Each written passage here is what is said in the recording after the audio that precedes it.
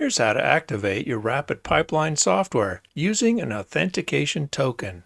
First, go to the website and log in. If you haven't created an account yet, you can get started here. If you have an account already, click on Sign In here. Scroll down the page and download the software to install. To learn about installing the software, open the online documentation. Click on Reference Docs and choose your application. Here we'll show how to activate RapidPipeline Twin Studio, but the process is similar in all our integrations. Once you've completed the install, open your application. Then open the Authentication window. This may be a key or a lock icon, depending on your application.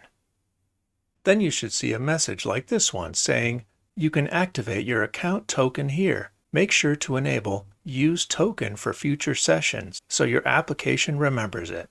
Agree to the terms and conditions, then click on Activate Seat to get started. This opens a web browser and goes to the RapidPipeline site. Click the Activate button. Back in your application, you can close this window. That's it. Now the software is ready to use.